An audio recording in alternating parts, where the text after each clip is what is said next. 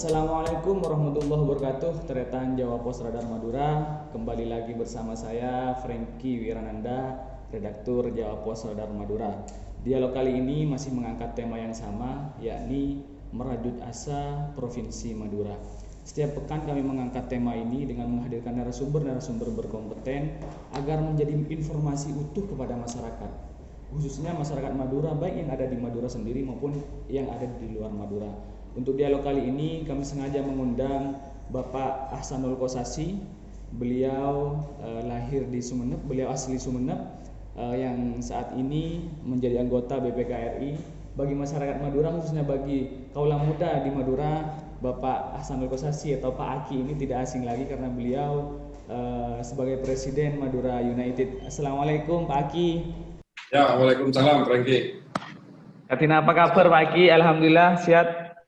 Sehat, harus selamat. Alhamdulillah Pak Aki. Ini baru pertama kali Tabangki sarang Abdina juga dengan Tretan Jawa Pos Radar Madura, khususnya Radar Madura Digital Pak Aki. Mungkin bisa disapa dulu masyarakat gitu Madura ya, Pak Aki. Oke. Assalamualaikum warahmatullahi wabarakatuh. Teman-teman Sataretan Sateja, mantir pada selamat, Moljah, dan termantar elindungi sarang Gustiala, Madura tetap jaya, kangkui nak poterki, semangken kaulah akan dialog sarang Franky tentang Madura ke depan, katinapa saya dan beberapa pemikiran dari kaulah akan saya sampaikan lewat diskusi ini dengan Franky. Saya kembalikan ke Franky, silakan. Aki, beberapa waktu lalu panitia nasional persiapan pembentukan Provinsi Madura datang ke Pamekasan. Beliau bersama tokoh ulama dan beberapa tokoh lainnya ini membicarakan tentang tindak lanjut keinginan Provinsi Madura, Pak Aki, yang sempat kandas pada 2017 lalu di Mahkamah Konstitusi. Jalan lain yang ditempuh sekarang adalah upaya pemekaran kabupaten, Pak Aki. Beberapa kabupaten, 4 kabupaten yang ada di Madura ini sedang dijajal siapa yang kira-kira paling siap untuk dimekarkan. Pak Aki sendiri bagaimana melihat Madura dan keinginan masyarakat Madura untuk menjadi provinsi ini, Pak Aki?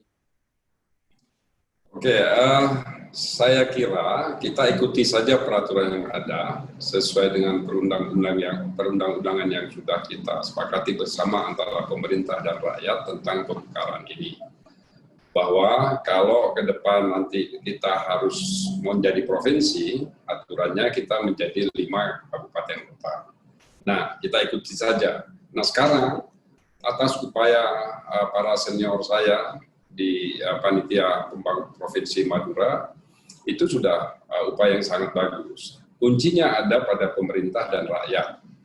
Nah, dari pemerintah 4 kabupaten dan rakyat di 4 kabupaten plus provinsi itu harus seirama. Nah, di Madura saya lihat sudah seirama. Hampir semua bupati tidak ada yang keberatan untuk kita melakukan menjadi satu provinsi. Termasuk juga wakil rakyat di 4 kabupaten pun saya dengar sudah menyetujui hal itu. Pertanyaannya apakah hanya bersetuju lisan atau dengan tulisan melalui paripurna, itu saya belum tahu, tapi pastinya nanti dari bupati ada persetujuan, dari DPRD di setiap kabupaten ada persetujuan. Setelah itu, provinsi induk juga harus ada persetujuan, termasuk juga DPRD Provinsi Jawa Timur juga harus ikhlas untuk memberikan persetujuan. Nah, apabila ini kita sudah pegang, kita tentunya menginginkan kepada pemerintah pusat melalui gubernur untuk berkirim surat kepada Mendagri bahwa pemerintah dan rakyat Madura mengendaki adanya satu provinsi tambahan pemekaran Jawa Timur, yaitu Provinsi Madura. Nah, baru diikuti dengan pembentukan satu kabupaten kota. Idealnya memang kemarin rupanya di Kabupaten Pamekasan itu sudah ada diskusi tentang itu ya. Iya, betul. Sudah ada diskusi tentang itu bahwa akan lebih indah memang apabila Pamekasan itu ada yang menjadi kota. Nah, ada 5 kecamatan di Pamekasan diusulkan menjadi kota, sehingga kabupatennya nanti ada 9, dari 14 sekarang, 5 diantaranya menjadi kota. Pamekasan dikepalai oleh seorang wali kota. Bonus buat Pamekasan tentunya ada, yaitu sebagai ibu kota provinsi. Iya betul. Itulah bonus buat Pamekasan, sehingga pembangunan segala macam, termasuk juga kantor-kantor pelayanan rakyat di Madura, di provinsi Madura, nanti sentralnya ada di Pamekasan. Di Pamekasan. Jadi kita ikuti saja, kita ikuti aturan yang ada, dan mohon kepada panitia pembentukan provinsi Madura itu untuk membukukan terhadap beberapa kesepakatan tadi. Rapat paripurna DPRD Kota Sumeneb menyetujui untuk pembentukan provinsi. Bupati pun menyetujui. Rapat paripurna Kabupaten Pamekasan menyetujui, Bupati Pamekasan menyetujui. Rapat paripurna DPRD Bangkalan dan Sampang menyetujui, Bupati Bangkalan dan Bupati Sampang juga menyetujui. Setelah itu dibawa kepada paripurna Provinsi Jawa Timur untuk dilakukan persetujuan. Jadi gerakannya seperti itu. Artinya, kalau itu bisa tepat, silakan nanti Ibu Hovifah, karena Bu Hovifah pada saat kampanye dulu juga tidak menolak dan juga mendukung adanya kepentingan Madura untuk berdiri sendiri. Saya rasa Bu Hovifah harus menepati janjinya untuk membackup kondisi ini. Oke. Artinya gerakan ini harus dari bawah terlebih dahulu, Pak. Ya. Begitu. Artinya persetujuan dari legislatif dan eksekutif di tingkat kabupatennya harus ada dulu, begitu, Pak.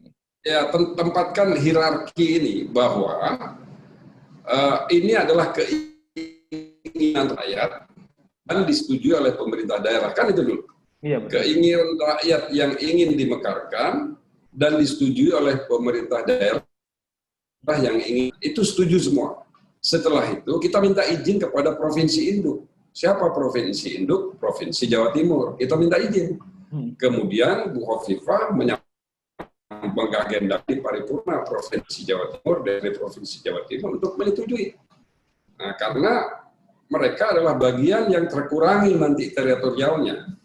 Jadi harus menyetujui juga, Provinsi induk menyetujui. Begitu sudah menyetujui, keinginan rakyat ini harus ditindaklanjuti oleh gubernur mengirim surat kepada Mendagri. Gitu.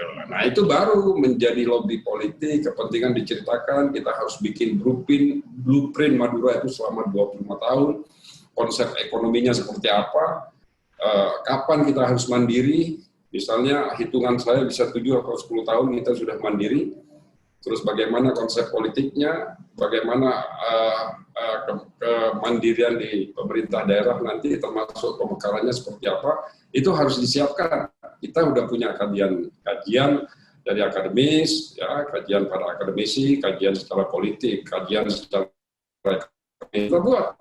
Itu nggak sulit. Saya sedang menyiapkan blueprint Madura 25 tahun ke depan. Seperti apa?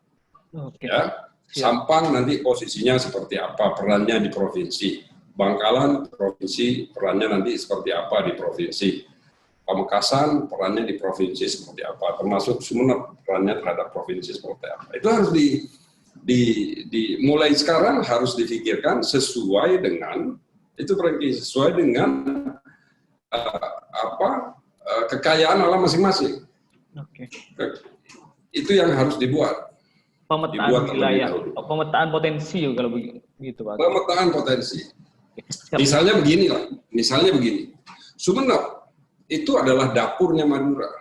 Apapun di Sumeneb ada. Ya. Di situ bisa dijadikan wisata, lokasi mau dijadikan wisata karena itu kerajaan ada di situ, wisata religi juga ada di situ, pantainya juga bagus. Misalnya, oke lah Sumeneb ini sebagai dapurnya Madura dengan potensi kekayaan alam yang ada, nanti fokus mulai dari tembakau di sana, garam banyak di sana, itu di Sumeneb. Pamekasan nanti menjadi pusat pemerintahan dan pendidikan, gitu ya. Sampang nanti menjadi pusat logistik provinsi. Nah, di Sampang ini karena posisinya agak di tengah juga hampir sama dengan Pamekasan, dia menjadi pusat logistik provinsi. Bangkalan nanti menjadi daerah kabupaten industri. Jadi semua industri difokuskan di Bangkalan. Penunjangnya mungkin bisa di Sampang, Pamekasan, dan Sumeneb. Tapi sentra industri di Bangkalan itu sudah diberikan bukit kapur yang begitu besar. Ya, bukit Gunung Keker itu nggak akan habis dimakan. Bukit kapur itu untuk untuk pembuatan cat, pembuatan Eternit, pembuatan alat-alat bahan dasar dari pembangunan seluruh ya. Itu dasarnya adalah dari bukit kapur dari. Nah, di Madura banyak sekali. Dan Tuhan, kenapa di Bangkalan harus menjadi industri? Tuhan sudah menganugerahkan ke Madura, dan itu adanya di Bangkalan, 2 calon pelabuhan yang langsung menjorok ke tengah laut. Ada Tanjung Bumi, ada Tanjung Bulu Pandan. Tanjung Bulu Pandan itu adalah pelabuhan untuk mensuplai ke Jawa. Tanjung Bumi itu adalah pelabuhan untuk mensuplai ke luar negeri dan ke Kalimantan dan ke daerah lain di utara Jawa. Itu sudah disiapkan sebenarnya di Madura, dan tidak perlu repot menggali karena Tuhan sudah menyiapkan kayak semenanjung langsung dalam, itu laut dalam di Tanjung Bumi. Jadi di Pamekasan pun di situ ada kota santri ya, di situ ada pondok jadi menjadi ruang tamu. Pamekasan itu menjadi ruang tamu, tempat menerima tamu, menerima investor segala macam. Nah, Sampang ini pusat lumbung provinsi, apa saja untuk kepentingan logistik itu di Sampang, karena dari Sampang ke utara itu tidak sejauh di Pamekasan. Iya benar. Pamekasan ke utara masih lebih mudah di Sampang ke utara. Jadi jangkauan Sampang itu untuk memutari Madura itu relatif lebih mudah untuk mengantar logistik. Bayangkan nanti kalau Sumeneb menjadi dapur dengan potensi Bodo Capi di situ, Bodo Bujo, Bodo Poko, ya kan? Bodo Berus, Bodo Cokung, gitu ya. Terus di Pamekasan itu tempat menerima tamu ada juga, tapi di situ tempat menerima tamu dan pusat pemerintahan, pusat pendidikan di situ. Jadi di situ kalau ada tamu di Pamekasan, nah di Sampang pusat logistiknya. Sementara kota industrinya ada di Bangkalan yang Tuhan sudah menyiapkan 2 semenanjung, 2 tanjung namanya. Jadi 2 nggak dipakai. Kalau ada Tanjung Perak, Tanjung Priok, Tanjung Emas gitu ya, ada Tanjung Bumi, ada Tanjung Bulu Pandan gitu. Sebenarnya itu dipakai oleh Tuhan untuk rakyat Madura untuk mandiri. Kita tinggal bikin eskalasi ekonominya dengan kenaikan 5%. Apa besar sih value added-nya kita naikin 20% per tahun, potensinya ya mau tidak mau Jawa Timur akan kehilangan penerimaan dari DPH. Itu ya konsekuensi lah. Kasihan dong rakyat Madura. Iya betul. Saya pernah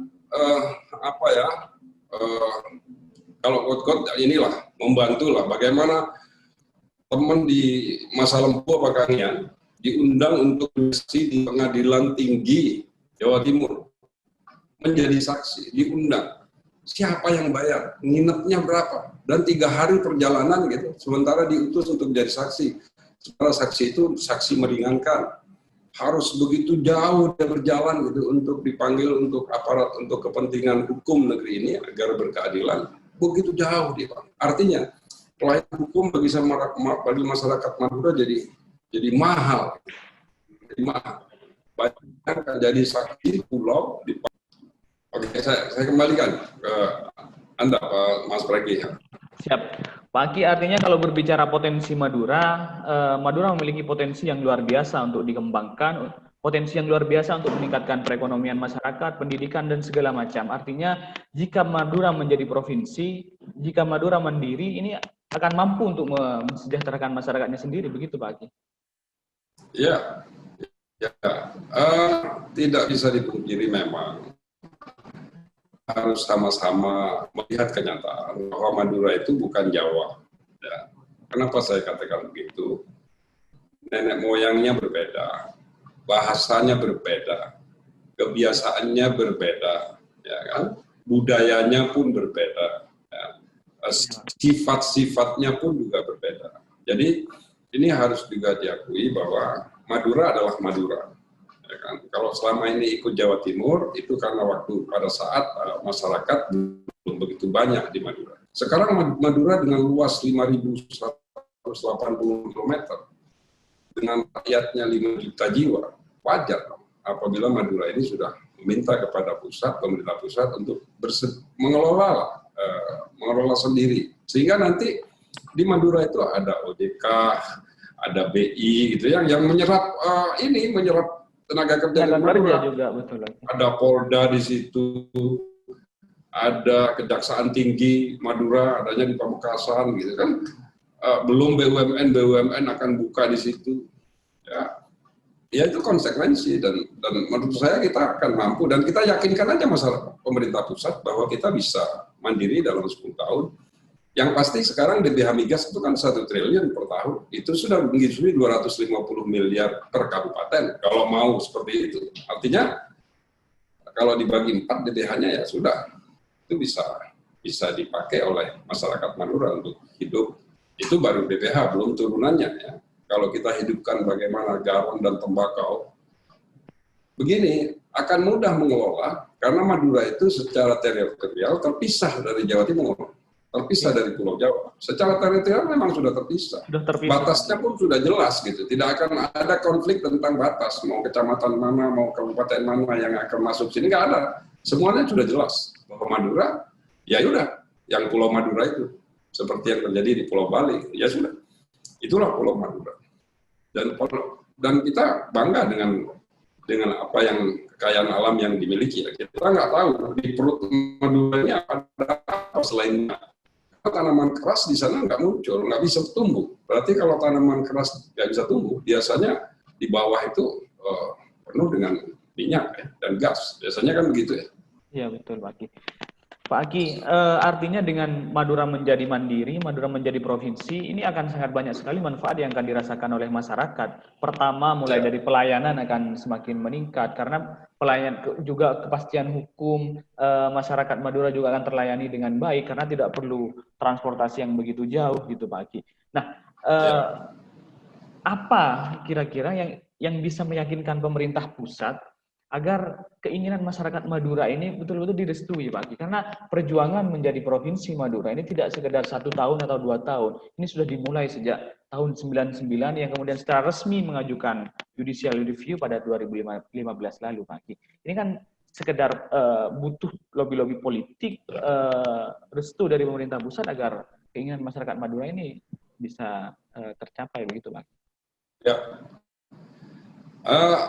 Begini, kita kembalikan kepada hierarki kita bernegara. Bahwa kenapa ada Jawa Timur, kenapa ada Jawa Tengah, kenapa ada Jawa Barat.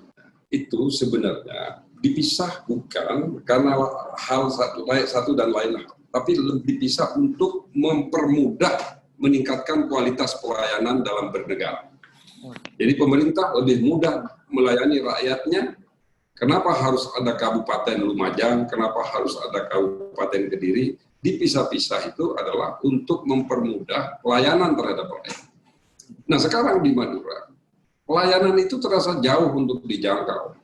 Ya, khususnya untuk daerah kepulauan dan Sumeneb. Butuh waktu 3-4 jam untuk datang ke Surabaya, untuk mendapat pelayanan apapun dalam bernegara. Nah, inilah yang harus disampaikan kepada pemerintah pusat bahwa kami tidak terperhatikan dengan baik. Potensi alam yang kami miliki tidak bisa kami gunakan dengan baik karena kami harus tidak mendapatkan pelayanan imbal balik yang setimpal yang mestinya harus kita terima. Itu yang disampaikan. Bukan urusan kemudian ada keinginan seperti politik apa segala macam, itu nomor kedua. Tapi yang penting rakyat dalam bernegara menerima pelayanan terbaik dari pemerintah dan dia merasakan hadirnya negara di setiap tindakan yang dilakukan dalam menjalankan aktivitasnya. Sebenarnya itu. Nah, rakyat Madura ini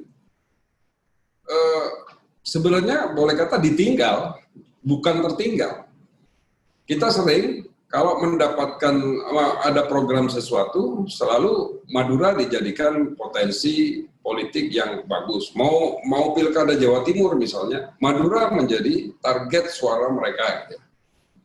Betul. Madura selalu menjadi kunci kemenangan gubernur terpilih. Coba aja kamu lihat, mulai dari Pak Dekarwo, ya, mulai dari 2 periode Madura yang menjadi penentu kemenangan. termasuk juga Bu Hovifah kemarin.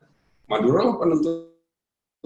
Dan setelah itu Madura tidak terlayani dengan baik karena memang secara teritorial dia jauh.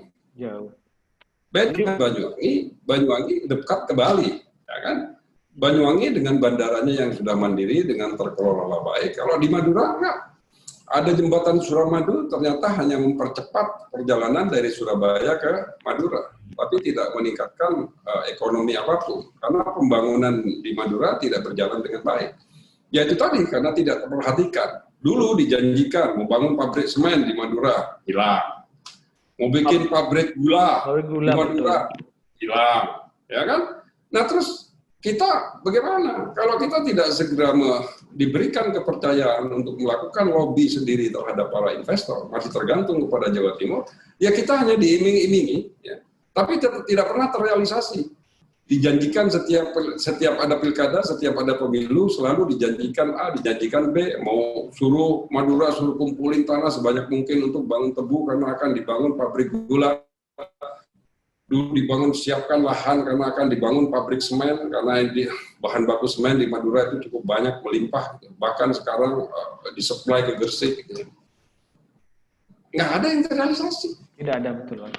Nggak ada yang terrealisasi. Bahkan untuk mengurus kepentingan maritim, di mana di situ harus ada sekian banyak alat-alat KKP untuk kelautan, untuk kepentingan itu pun tidak terlayani dengan baik.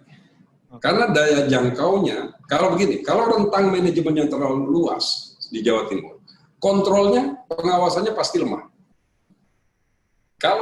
Saya ulang lagi, kalau rentang manajemennya terlalu luas, kontrolnya pasti lemah.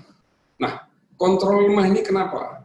Akibatnya orang Madura sering dianggap menyalahgunakan program. Padahal, mereka dalam menjelaskan kepada rakyat Madura itu tidak tuntas.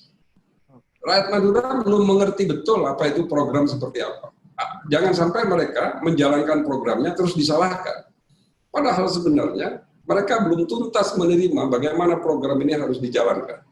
Tidak akan pernah terjadi sampai saat ini di Madura. Yang namanya sustainability program itu berjalan baik dari tahun ke tahun. Nggak ada. Putus tahun ini. Bikin pelabuhan, nggak ada, sepi. Nggak ada orang. Ya kan? Salah tempat. Ya. Bikin terminal, salah tempat pula. Nah, karena kontrol pengawasan tidak terjadi, terlalu jauh. Dan terlalu jauh. Kalau rentang manajemen terlalu luas, pelayanannya menjadi lemah, pengawasannya menjadi berkurang, akibatnya program yang diberikan kepada rakyat menjadi tidak maksimal, dan rakyat tidak bisa menggunakan miliaran rupiah terhadap program yang sudah diberikan kepada rakyat Madura, karena salah sasaran.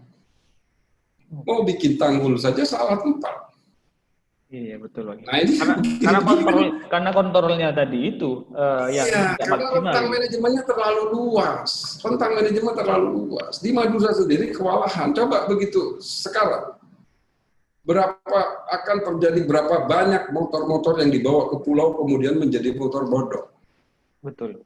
Mungkinkah Polda Jawa Timur bisa memonitor? Jangankan Polda, Polres pun walaupun terdekat pun tidak akan bisa memonitor. Karena beda, culture di Madura itu beda. Dengan yang ada di Jawa, beda. Nah ini harus dipahami, hal-hal begini kami juga, bukan karena Madura sok-sokan ingin jadi provinsi, ada jadi gubernur, biar enggak. Agar rakyat terlayani dengan baik, dan masyarakat Madura menerima haknya sebagai warga negara, dan juga menerima haknya sebagai orang-orang yang selalu dimanfaatkan secara politik, sehingga bermanfaat buat dirinya, buat keluarganya, buat tetangganya, buat daerahnya, dan buat negaranya. Ini yang harus diperhatikan oleh pusat.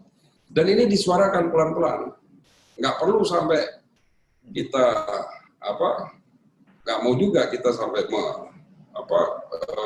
melakukan demo atau nggak perlu, karena jalankan saja sesuai dengan undang-undang. Saya rasa tidak, sehingga sampai pada satu posisi pusat itu tidak lagi punya alasan untuk menolak, kan gitu. Itu yang dibuat seperti itu. Gimana caranya agar pusat nanti tidak punya alasan lagi untuk menolak? Nggak mungkin menolak kalau kepentingan rakyat. Betul. Mestinya sih nggak mungkin. Satu-satunya cara memang dengan cara pemekaran, Pak Agi, karena di undang-undang kita sudah memberikan garis bahwa provinsi minimal 5 kabupaten dan kota. Nah, sementara Madura sendiri masih 4 kabupaten. Iya. Artinya untuk mencapai mimpi menjadi provinsi itu memang harus ada salah satu kabupaten yang dimekarkan. Nah, sampai saat ini kan gerakan-gerakan pengusulan seperti itu ke gubernur, kemudian ke Kemendagri kan belum berjalan, Pak Aki. Kira-kira harapan dari Pak Aki sendiri seperti apa, Pak Aki? Karena sejauh ini kan masyarakat Madura hanya sekedar melalui judicial review di Mahkamah Konstitusi gitu, Pak Aki. Pengetahuan kami begitu, Pak Aki. Saya sampai saat ini dalam 5 tahun saya jadi wakil rakyat Madura. Kemudian saya menggalang persatuan Madura lewat sepak bola. Tujuannya itu simpel, agar Madura bersatu. Bentemor, taklah kok saling air. Montemor maunya A, bara tanda maunya B. Mon B, bara maunya A, temor ngaliap maunya A. Nah ini saya buat yang namanya Madura Bersatu, yang paling efektif persatuan Madura itu memang lewat sepak bola. Sepak bola, betul, Pak. Sekarang di tingkat grassroots, di tingkat anak-anak muda sudah bersatu. Orang Bangkalan datang ke Sumenep, supporternya Sumenep datang ke Pamekasan, Sabang datang ke Bangkalan, semua bersilaturahim, supporternya kompak dan anak mudanya sudah siap dan mereka sudah bangga. Nah, sebelum saya mengajak mereka cinta ke Madura, saya membuat mereka bangga menjadi orang Madura. Dulu harus diakui, saya pun kalau mengaku sebagai orang Madura itu malu dulu. Ya. Iya, saya selalu mengatakan saya orang Jawa Timur, ya kan? Tidak bangga menjadi orang Madura. Nah sekarang semua sudah bangga menjadi orang Madura. Bahkan baju loreng itu sudah terbiasa. Dulu sulit dicari di jalanan-jalanan dengan seragam Madura United. Kenapa saya ngotot Madura United? Itulah bajunya, gitu ya. Itu salah satu memperkenalkan kebanggaan. Dan ingat Franky, waktu pertama kali saya membuat sepak bola, yang saya tulis di dada itu adalah Madura. Madura, betul. Madura saya tulis di dada. Jadi itu ingin mengeksplor kepada masyarakat Indonesia bahwa ada Madura di Indonesia. Tidak ada satu klub pun yang menaruh daerahnya di sini. Ya. Madura duluan, Madura besar sekali saya dengan loreng-loreng terus celana hitam, gitu ya. Iya, kita seperti Sakera begitu. Iya, di Ledek. Awalnya saya di Ledek, Sakera tukang sate, ya silakan. Saya tidak marah kepada mereka karena memang itulah kejadiannya. Iya, betul. Madura itu terkenal dengan keras, kasar, goblok, terbelakang. Pokoknya kalau dalam cerita-cerita lucu dan konyol, keluguan itu cerita tentang orang Madura. Saya mencoba itu, saya kikis pelan-pelan, saya taruh Madura, menang ya bangga, ya kalah ya ayo terus gitu kan, nggak apa-apa kalah. Mengajarkan masyarakat Madura untuk menerima kekalahan. Betul. Nah, ini tujuannya adalah untuk menyatukan rasa bangga. Begitu rasa bangga, akan muncul rasa cinta. Begitu rasa cinta sudah terpatri di masyarakat Madura, apapun kita akan lakukan untuk Madura. Itu cinta. Nah sekarang proses bangga sudah ada. Mungkin sudah ada yang sangat mencintai Madura. Nah ini proses-prosesnya akan berjalan terus pelan-pelan. Setelah itu diyakinkan kepada mereka bersatu agar deal ke pemerintah pusat itu menjadi lebih mudah. Kenapa Papua menerima Otsus? Karena Papua bersatu. Papua di Jakarta menserahkan saya orang Sorong. Tidak, saya orang Papua. Jadi orang Madura pun begini, jangan datang ke Jakarta, saya orang Sumenep, saya orang Bangkalan. Nah, enggak, saya orang Madura. Gitu loh. Jadi rasa kebanggaan itu yang harus disampaikan kepada publik. Bargain politiknya menjadi tinggi. Kalau saya orang Sumenep, saya hanya bisa dibilang mewakili 600 juta atau 1 juta orang Sumenep. Tapi saya Madura, saya melalui 5 juta orang Madura dan mungkin ada 3 juta orang Madura di sepanjang Pantura. Mulai dari Pasuruan, Situbondo, Bondowoso, Banyuwangi, Lumajang. Itu mereka juga bangga menjadi Madura. Kan gitu ya. Makanya Madura United dibawa ke Jember yang kita bawa ke Jember, nonton luar biasa. Jadi, nah itulah mulai bangga. Nah sekarang berharap saya ke depan, udah muncul cinta. Nah rasa cinta nih, kalau sudah muncul rasa cinta, berarti apapun kita lakukan demi membela tanah Madura kan itu. Nah kalau udah seperti itu, ya sudah ayolah yang kuat Pak, para senior-senior saya, ayolah sambut ini Persatuan Madura yang sudah terpatri, ini mulai cinta Madura, anak mudanya juga sudah mulai bagus, ya. Nah disambut dengan menyatukan mereka. Bangkalan sudah sangat bagus mengkondisikan ini semua. Bangkalan sebagai pintu masuk bertanggung jawab terhadap komoditi yang masuk di Madura. Bangkalan itu begitu strategisnya, Bangkalan itu bukan Surabaya Utara. Bangkalan adalah Madura gitu. Jadi dan itu sebagai pintu masuk, orang Bangkalan harus bisa menyortir. Jangan-jangan yang masuk dari Surabaya isinya narkoba aja gitu, untuk merangi rakyat Madura dan pemuda-pemuda Madura. Itu yang saya kikis pelan-pelan. Dan sekarang didukung oleh banyak pihak dan banyak pihak akhirnya bisa menerima itu, walaupun awalnya juga berat gitu, tapi ya enggak lah, sekarang sudah bersatu. Menurut saya anak mudanya sudah bersatu. Oke, siap. Pak Aki, apa kira-kira langkah konkret yang harus dilakukan oleh warga Madura dalam memperjuangkan kemandirian ini, Pak? Pertama, segera jangan hanya bersilaturahim, tapi bersilaturahim plus meminta dukungan tertulis. Jadi kalau datang kepada DPRD Pamekasan, agar DPRD Pamekasan memutuskan di paripurna, setujui Provinsi Madura. Dititipkan di situ. Ke DPRD Sumeneb, kalau ada rapat paripurna, titipkan satu agenda persetujuan Provinsi Madura. Datang ke DPRD Sampang, titipkan satu agenda pada saat paripurna persetujuan Provinsi Madura. Sudah. Itu juga dengan Bangkalan. Bangkalan pun begitu. Setelah itu para buku menyetujui, karena rakyat sudah setuju. Rakyat sudah setuju. Kemudian mintalah tokoh-tokoh. Ada 68 tokoh yang tersebar di 4 kabupaten. Tokoh khas. Mungkin sekarang sudah menjadi 100. Di 2010 pada saat saya anggota DPR, tokoh yang khas betul, yang karismatik, yang betul-betul memiliki pengaruh, ada 68, mungkin sekarang sudah menjadi 100, diminta mereka. Nah, Basra ini, mayoritas kan di Basra para tokoh-tokoh.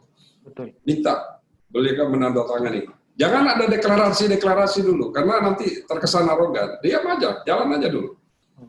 Jalan dulu, kemudian baru kirim surat para tokoh itu. Lampirkan semua persetujuan DPRD Bangkalan dan Sumeneb persetujuan Bupati, kirimkan oleh panitia, kirim kepada Gubernur Khofifah sambil menghadap, diikuti, nggak usah banyak-banyak, 11 tokoh atau 12 tokoh dari Madura yang mewakili 4 kabupaten, misalnya diambil 4 orang, atau 40 misalnya diambil 10, 50 orang datang bertemu dengan Khofifah. Tolong Bu Gubernur, kami ini sepakat untuk adanya kemandirian Madura melalui pemekaran. Kami minta izin kepada Provinsi Induk untuk menyetujui hal ini. Mohon Bu Gubernur agendakan dengan rakyat Jawa Timur lainnya di DPRD Provinsi Jawa Timur. Nah, kalau sudah ditok DPRD Provinsi Jawa Timur, Gubernurlah tugasnya menyampaikan aspirasi ini ke pusat untuk satu, membuat satu kabupaten atau kota. Membuat satu kota. Kota yang disepakati apa? Kota Pamekasan. Sudah.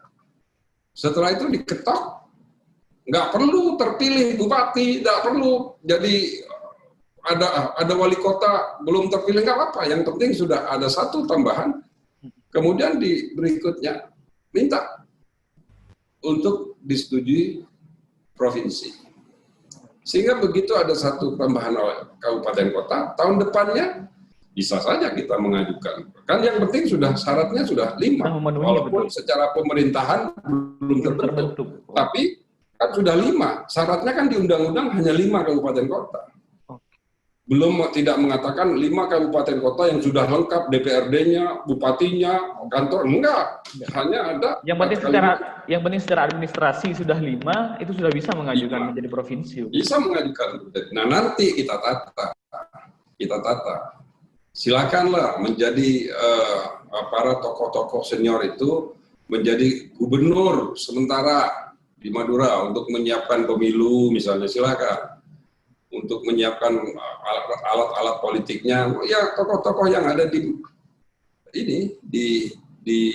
panitia itu saja untuk duduk sebagai kalau mau apapun lah, yang penting kita jalankan ini dengan baik. Jadi siapapun yang menjadi gubernur jangan rebutan, tentu kasih ke rakyat nanti yang milih. Betul. Bukan terus saya gubernurnya nanti saya enggak. Gubernurnya harus dia enggak, serahkan kepada rakyat. Jangan pemilu saja. Nah, yang mengadakan itu adalah gubernur masa transisi. Siapa? Dipilih, ditunjuk oleh, ya nanti ada Mendagri persetujuan sementara. Oke. Jadi biar konkret langkahnya, jangan hanya bersilaturahim, kemudian pulang. Jadi sudah bersilaturahim bawa agenda, kalau perlu ada surat sudah. Yang ditandatangani begitu Pak? Iya gitu ya, nggak tahu pokoknya. Ya, tapi yang penting kan kudu antep asor, jangan nanti maksa-maksa. Pokoknya ada agenda, Pak, saya minggu depan kesini lagi untuk ngambil surat jawaban ini, misalnya begitu. Kok orang Madura ini kok digituin, jadi kalau cuma bersilaturahim, kemudian makan, pulang, terus, wah, bupati ini udah setuju, gitu kan? Sementara tidak ada bukti konkret yang dibawa, gitu kan? Iya. Oke, siap. Pak Aki, perlu kita sadari bahwa masih saja ada orang yang nyinyir terhadap keinginan provinsi Madura menjadi provinsi ini. Masih banyak orang yang berpikiran bahwa provinsi Madura hanya sekedar dijadikan alat untuk rebutan kekuasaan. Masih ada orang berpikir bahwa dude emak adu kemana situ gitu Pak Aki. Kira-kira begitu bahasanya. Nah, barangkali Pak Aki memiliki pesan kepada masyarakat yang masih nyinyir itu bahwa Provinsi Madura ini betul-betul untuk masyarakat Madura begitu Pak Aki, bukan untuk sekedar rebutan jabatan, bukan untuk yang lain-lain gitu Pak Aki. Tuduhan, anggapan, ya persepsi seperti itu nggak bisa dihindari. Kita tidak bisa menyamakan kepala satu persatu, visinya harus sama. Tapi kalau bagi orang yang nyinyir, bagi orang yang ya kemana situ udah malam Madura ini gitu ya sebenarnya kita patut berikan keyakinan kepada mereka. Kalau toh tidak mau ya sudah nggak apa-apa, biasa itu mereka berbeda biasa. Tapi begitu jadi provinsi pasti suatu saat dia ingin menjadi bagian dari kemajuan Madura. Jadi jalan saja. Kalau dipikirin harus sama dulu, tidak ada yang setuju, terus tidak ada yang tidak setuju, kemudian semua itu nggak bagus. Nggak apa-apa, koreksi. Cuma jangan mengganggu. Cuma jangan menggambar dan jangan mengganggu. Kalau nggak setuju ya diam. Kalau mayoritas rakyat Madura semua DPRD kan pemerintah sudah setuju, itu fakta bahwa secara legal, yuridis kita sudah mendapat persetujuan rakyat dan persetujuan pemerintah. Mereka masih nyinyir, ya silakan. Nah itu nggak usah kita dengar. Tapi yang repot, kita mau jadi provinsi Madura tidak melakukan langkah-langkah tadi, ya jelas.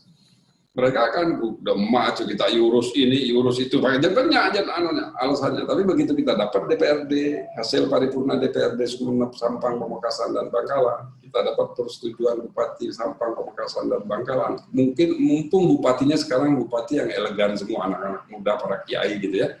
Bupatinya kan betul-betul bupati yang sekarang menurut saya oke lah, empat-empatnya oke. Mudah-mudahan yang di Sumeneb juga terpilih, siapapun yang terpilih juga oke lah. Menurut saya nanti, jadi nggak akan mempersulit lah ya. Dan kalau itu sudah dijalankan, kemudian masih ada yang nyinyir, ya biasa. Kalau perlu kita kumpulin yang nyinyir-nyinyir itu. Iya betul lagi. Iya, kalau perlu saya datang jelasin. Begitu.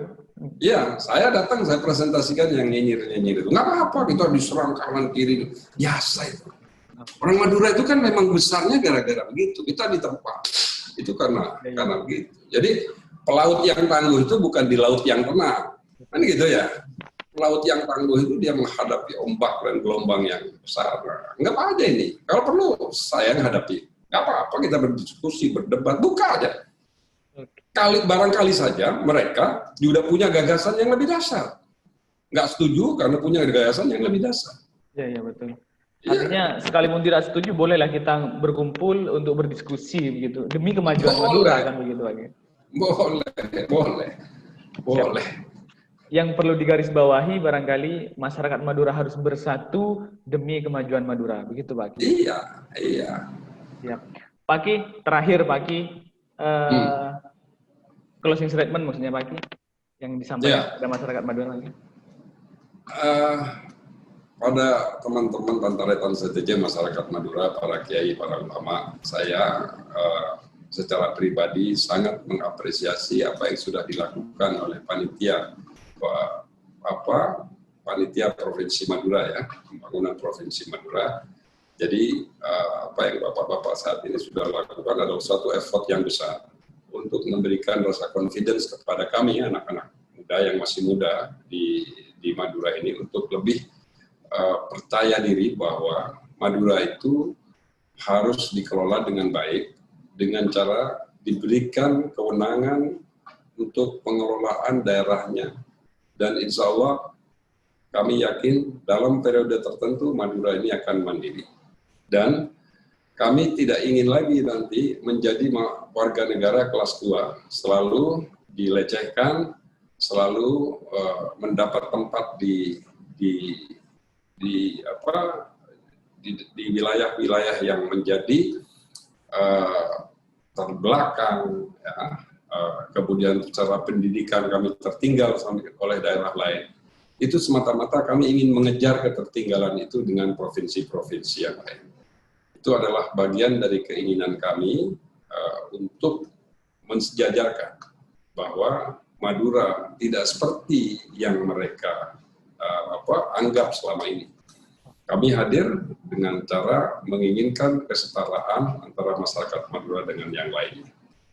Jadi para tokoh, para alim ulama, para kiai, cermancer panjenengan diberikan sehat, dan saya secara pribadi mendukung langkah ini, dan saya juga sudah menyiapkan blueprint 25 tahun Madura, peran masing-masing kabupaten untuk disampaikan nanti apabila ini diperlukan untuk melakukan presentasi kepada pemerintah pusat, agar pemerintah pusat itu tidak memiliki kata lain selain menyetujui Madura menjadi provinsi.